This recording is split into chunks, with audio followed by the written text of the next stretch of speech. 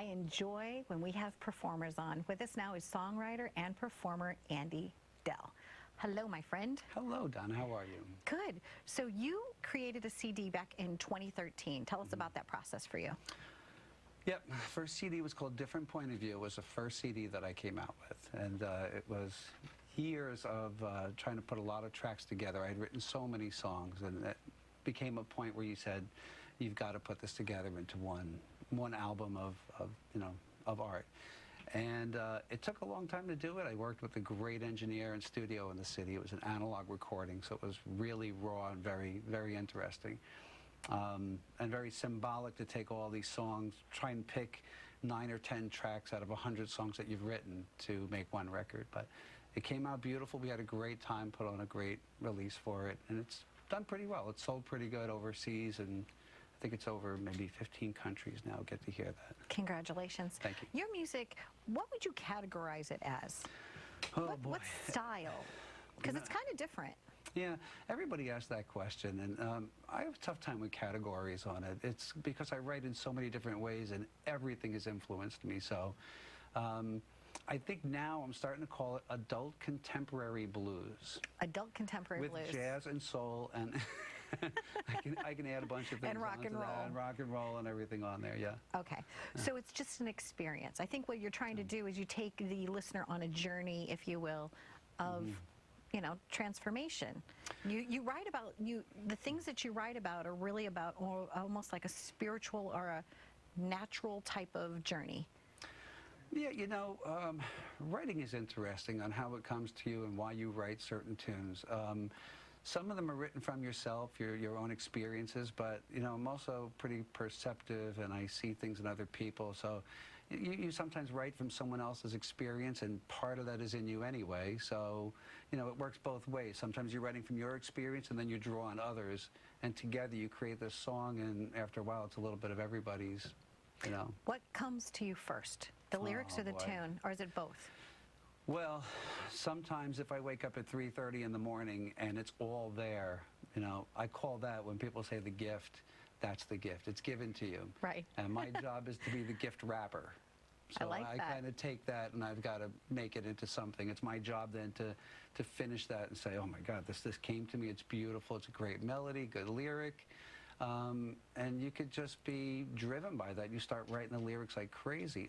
Other times, you have music that you've written, and it sticks with you. It says something to you, but it's waiting for its character. And that character could come 5, 10, 15, 20 years later, and all of a sudden it ties in. These lyrics and that sound together work so good. You say, oh my gosh, that's what I've been waiting for. That's what the song's been waiting for. So, are you more comfortable actually strumming or using your vocal instrument? Like for you, what's your go-to? You know, that's like saying, are you left-handed or right-handed? But I'm asking you personally. It's constantly evolving. Okay. Sometimes you're a better singer. It depends on the day. I think why that's evolving is there are different times where different things come to you. You feel more comfortable with one or the other, you know. And you've been a session musician with some really big names. You've done a lot in your career. You want to highlight a couple of things personally that stuck out for you as like, wow, that was really cool that happened?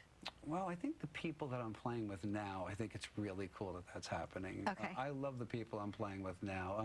And everybody I've done over the years. I worked with, first of all, I was floored to play music with a great friend of mine. Unfortunately, he passed away a year ago. Gentleman T.J. Swan, or Joe Carter III. Incredibly talented guitar player, incredibly talented engineer, and to share the stage with him was really, really special. And a lot of folks now. So I play, you know, with the current band. It's Andy Dell and the Courageous Cats is the current band, and they actually got that name not because of everybody that remembers the cartoon Courageous Cat, but because my first show at the Bolton Center in Bayshore was where the first release was, and I brought 9-piece band on stage, and we had maybe 2 rehearsals. That's really nervy to, you know, get in front of, you know, 300 people or so and bring, and rock you know, it out. that. But everybody was so talented. I knew they can do what needed to be done. I was just amazed that a song I taught them 5 minutes before going on stage. but the drummer actually playing it on a Tupperware garbage pail in the back. And we went out and played it to a standing ovation. And, Congrats on that. And what is what's the clip that you brought us to take a look at? There's, I don't know which one that you would use, but they're both really from that Bolton Center because it was a really special show. And I called them Courageous Cats to this day because I thought they had a lot of nerve coming on stage and doing it. Let's take a look at that moment. Playing. Sure. These hard times,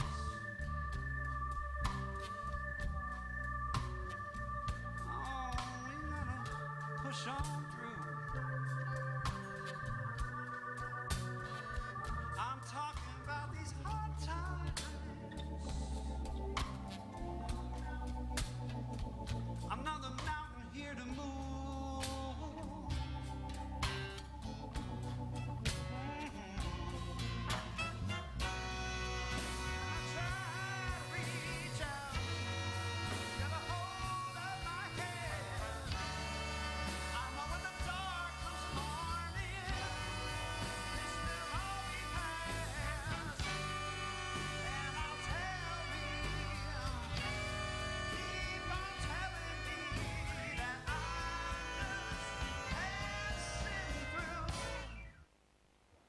Very nice.